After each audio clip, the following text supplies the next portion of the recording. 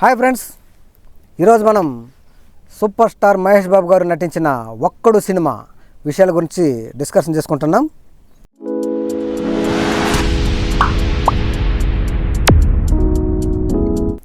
ఈ సినిమాలో మహేష్ బాబు గారు, భూమిక గారు హీరోయిన్స్గా నటించారు.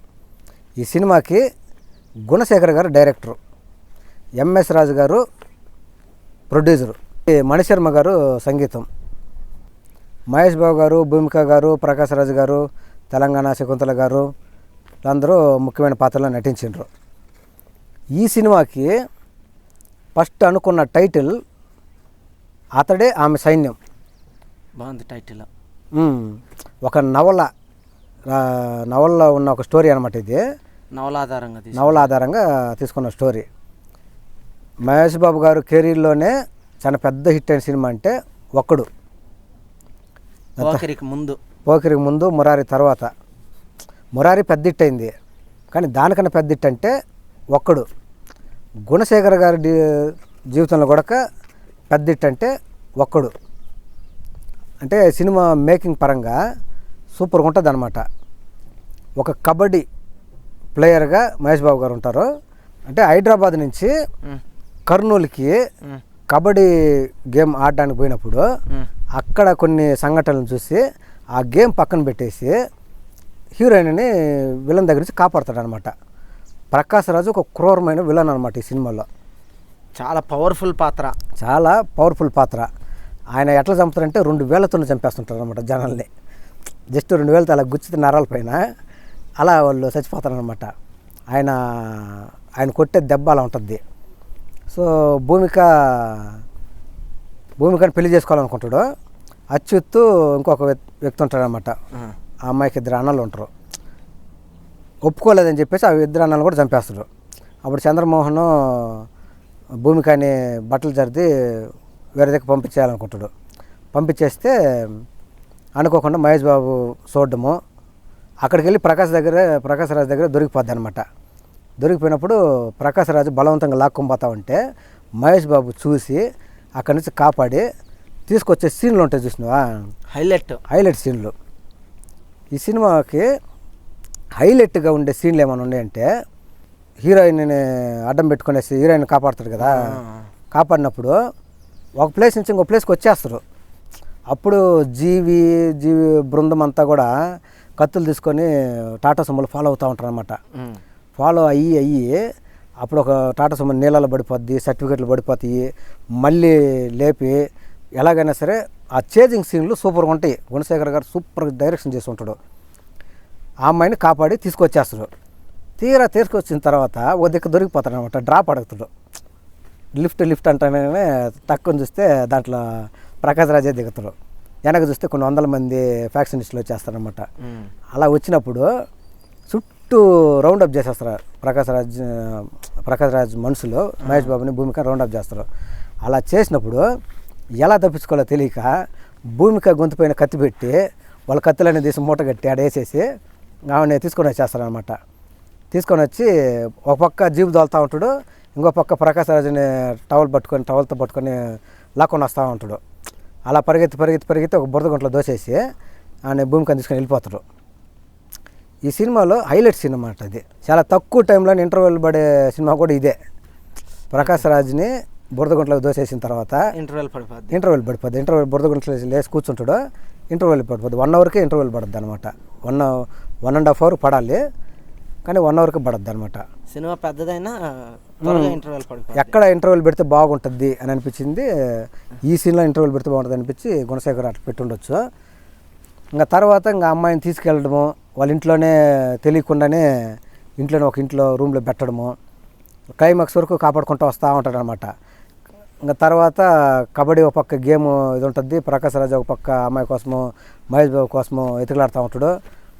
తర్వాత ఇంటర్వెల్ అయిపోయిన తర్వాత కొన్ని సీన్లు వస్తాయి, చూసిన మహేష్ బాబుని పట్టుకోవడానికి పోలీసులు, రాజన్ పి దేవ్, పరశుర్ బ్రదర్స్ వీళ్ళందరూ ఉంటారనమాట. పరశుర్ బ్రదర్స్ వచ్చి అసిస్టెంట్గా ఉంటాడు. ఇంకా పోయి అమ్మాయి వాళ్ళ ఇంట్లో ఉందనే విషయము ముఖేష్ ఋషికి తెలీదు. ముఖేష్ ఋషిని ఫస్ట్ ఈ సినిమాలు చూసినప్పుడు విలన్ అనుకుంటారు అందరూ. ఎందుకంటే అంతకుముందు సినిమాలో అంతా చేస్తున్న విలన్ క్యారెక్టర్ కదా, ఈ సినిమాలో పోలీస్ క్యారెక్టరు ప్లస్ మహేష్ బాబుకి తండ్రి క్యారెక్టరు. చూసినప్పుడు అందరికి అట్ట అనిపిస్తుంది. తర్వాత చూస్తే తండ్రి. ఒకే సీన్లో భూమిక అలా బయటికి వెళ్ళి వస్తూ ఉంటుంది అనమాట. బయటికి వెళ్ళి వస్తున్నప్పుడు సడన్గా ముఖేష్ ఋషి దొరకద్ది, ఫోటో పట్టుకొని తిరుగుతూ ఉంటారు. అది స్టేట్ మొత్తం స్ప్రెడ్ చేసి ఉంటారు, పలానా వాళ్ళ అమ్మాయిని ఇలా ఈ విధంగా వెళ్ళిపోయింది పట్టుకోవాలనేసి. సరే పోయేసి చూసిన తర్వాత వాళ్ళ ఇంట్లో వాళ్ళకి ఆశ్చర్యపోద్ది. సార్ ఇదే మా ఇల్లు సార్ అని చెప్పి పరిచయం చేస్తుంది చూడు. ఒక్కొక్కరిని బయటికి పిలిచి పరిచయం చేసినప్పుడు ఆశ్చర్యపోద్ది. సడన్గా మహేష్ బాబుకి వాకిలు తీస్తానగానే దొరికిపోయినాను కదా అనిపిస్తుంది. ఆ ఫోటో చూస్తారనమాట, భూమిక ఫోటో. టక్కున వాళ్ళ నాయన్ని పక్కకు దోసేసి తీసుకొని పోయి ఇంకో దగ్గర పెట్టేస్తారనమాట. ఈ సినిమాకి అప్పట్లోనే చాలా ఖర్చు పెట్టి చార్మినార్ని సెట్టింగ్ వేసిండ్రు. గ్రేట్ కదా. చార్మినార్ సెట్టింగ్ వేసి ఆ సెట్టింగ్లోనే సినిమా అంతా చేసిండ్రు అనమాట. కొన్ని సీన్లు కర్నూలు కొండారెడ్డి బ్రిడ్జి దగ్గర, కొన్ని సీన్లు హైదరాబాద్లో, కొన్ని ఎక్కువ సీన్లు చార్మినార్ లోపల జరుగుతుంటుంది. 2 గ్రూపులకి పోటాపోటీగా ఉంటుంది. కొన్ని సీన్లలో మహేష్ బాబు రియల్గానే జంపింగ్లు అంతా చేసిండు అనమాట ఈ సినిమాకి. ఓకే. బట్ ఒక్కడు సెన్సేషనల్ హిట్ అయింది. అంతకుముందు ఎంఎస్ రాజు గారు దేవపుత్రుడు సినిమా చేసి కొంచెం లాస్ అయి ఉన్నాడు. అయినా కూడా మళ్ళీ ఈ సినిమాకి గుణశేఖర్ గారి మీద నమ్మకంతోనో, కథ మీద నమ్మకంతోనో, మహేష్ బాబు మీద నమ్మకంతోనో డబ్బులు తెచ్చిపెట్టిండు. అంతే ఇదిగా ప్రొడ్యూసర్కి ఎంఎస్ రాజు గారికి కూడా ఒక మంచి లాభం వచ్చింది సినిమా తీసినందుకు. మళ్ళీ రీమేక్ అయ్యి మిగతా భాషల నుంచి కూడా లాభాలు తెచ్చిపెట్టి మళ్ళీ అటు తమిళంలోనూ విజయ్ది గిల్లి అనే పేరుతో రిలీజ్ అయింది. ఒక్కడు కంటే పెద్ద హిట్ అక్కడ. అక్కడ ధరణి డైరెక్టర్ అనమాట, విద్యాసాగర్ మ్యూజిక్ డైరెక్టరు. ఇక్కడ కన్నడలో అజయ్ అనే టైటిల్తో రిలీజ్ అయింది, పునీత్ రాజ్ కుమార్ది. సో ఇంకా ఒక్కడులో సాంగ్స్ గురించి మాట్లాడుకోవాలి, సాంగ్స్ మణిశర్మ గారి సంగీతం గురించి మాట్లాడుకోవాలంటే మహేష్ బాబు గారి సినిమాలకు మ్యూజిక్ కొట్టడము మామూలుగా అంతకుముందు చాలా సినిమాలు కొట్టిండు. రాజకుమార్ నుంచి ఆయనే కదా, రాజకుమారుడికి ఆయనే, వంశీకి ఆయనే, మురారికి ఆయనే, టక్కర్ దొంగ ఆయనే. తర్వాత ఈ సినిమాకి మ్యూజిక్ కొట్టిండు. రాజకుమారులు ఎంతమంది సాంగ్స్ ఉంటాయో వంశీలు ఎంతమంది సాంగ్స్ ఉంటాయి, అంతకన్నా ఇంకా బెటర్గా ఒక్కడిలో ఉంటాయి అన్నమాట.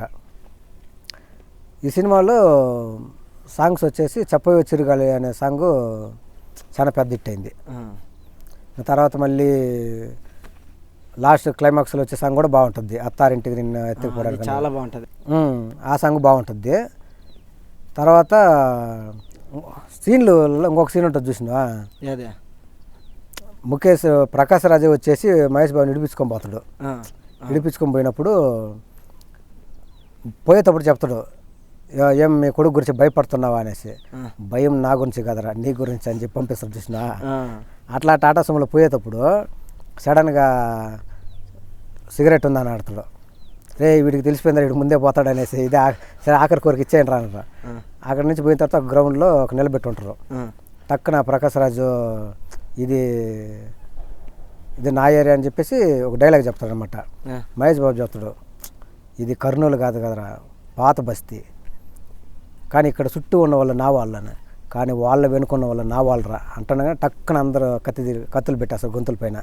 అప్పుడు మ్యూజిక్ వస్తుంది చూసిన, బ్యాక్గ్రౌండ్ మ్యూజిక్ మణిశర్మ గారు కొట్టిన ఆ ట్యూన్ సరిగ్గా ఉంటుంది అనమాట. ఆ తర్వాత భూమిక విషయంలో మహేష్ బాబుని హైలైట్ చేస్తుంది అనమాట. పోయి భోజనం చేస్తూ ఉంటారు టేబుల్ పైన కూర్చొని. కాసేపులో నీకు పెళ్ళి కదా భయం కూడా లేకుండా ఎట్లా తింటున్నావు అంటే చెప్పొద్దు మహేష్ బాబు గురించి. మహేష్ బాబు అతను వస్తాడు నన్ను తీసుకెళ్తాడు, వాడి మీద అంత నమ్మకం అంటే ఇన్ని రోజులు అతని ఇంట్లో ఉన్నదాన్ని అతను సత్తా ఏంటో నాకు తెలియదా అనేసి కొంచెం కిండలుగా చేస్తుంది అనమాట. ఇంకా ఆ తర్వాత క్లైమాక్స్ సీన్లో వచ్చి ఎయిర్పోర్ట్లో వచ్చి తర్వాత ఎయిర్పోర్ట్లో వచ్చి ఇక్కడ 2 సీన్లు హైలైట్గా ఉంటాయి. క్లైమాక్స్లో భూమికని తీసుకుపోయేసి ఎయిర్పోర్ట్లో వదిలిపెట్టాలా. అలా వదిలిపెట్టాలనుకున్న టైంలో భూమికకి తెలియకుండానే చంద్రమోహన్ని వాళ్ళ వైఫ్ని భూమిక తల్లిదండ్రుల్ని తీసుకొచ్చి దూరంగా నిలబెట్టుంటాడు. నిలబెట్టినప్పుడు సడన్గా ఒక దిక్కు ఆపినప్పుడు అటు చూడు అంటనే చూస్తుంది అనమాట. ఆడదాని మనసు అర్థం చేసుకోవాలని అన్నావు కదా అటు చూడంటే అప్పుడు షాక్ అయిపోద్ది అనమాట. నాకు అమెరికా వెళ్ళిపోతున్న టైంలో మా అమ్మ నన్ను దగ్గరికి తీసుకొచ్చి చూపించిండు అనేసి మహేష్ బాబు మీద మంచి ఇంప్రెషన్ పెరిగి లవ్లో పడద్ది అనమాట. అదే అంతకు ముందే ఉంటుంది కన్ఫామ్ అయిపోద్ది. తర్వాత వాళ్ళ అమ్మ నాయన్ని కౌలు ఇచ్చుకొనేసి పోయేస్తానని చెప్పేసి వెళ్ళిపోతాడు. ఎయిర్పోర్ట్లో వదిలిపెట్టేసి వచ్చేస్తాడు. వచ్చి మళ్ళీ గాడి స్టార్ట్ చేసేటప్పుడు ఆ కూర్చో అంటుండగానే అర్థమైపోద్ది లేదు కదా అనేసి. అంటే మహేష్ బాబు కూడా మనసులో అట్లే ఉండిపోద్ది అనమాట, లవ్ ఉంటుంది.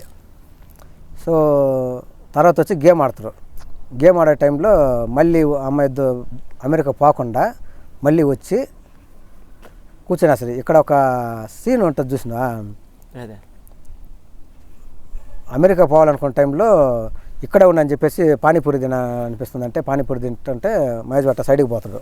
అది సేఫ్టీది గేమ్ ఆడడానికి గార్డ్ తీసుకొని వచ్చేకపోద్ది. వచ్చి చూసి షాక్ అయిపోతాడు, మా ఎవరు ఎత్తుకొని వేసారు అనేసి.